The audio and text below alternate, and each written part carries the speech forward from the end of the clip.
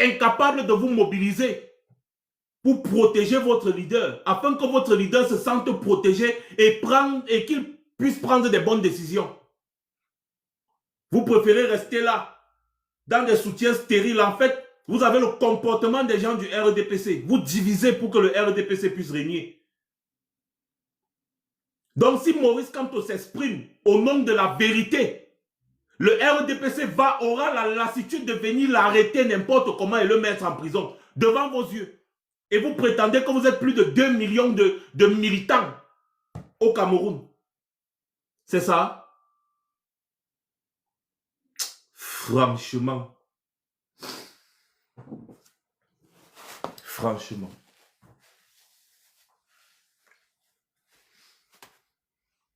C'est lamentable.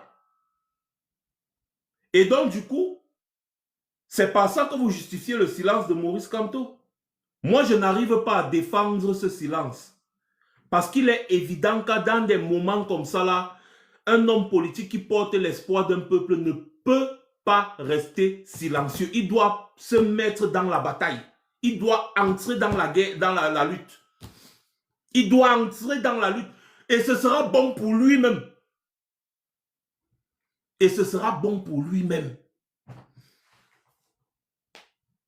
Ah oui.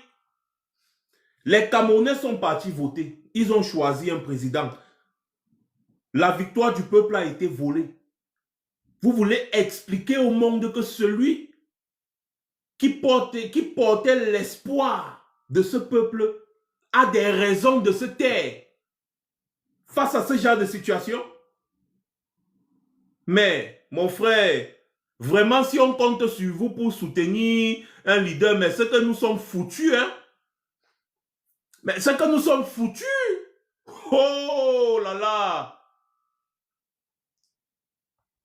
Oh là là!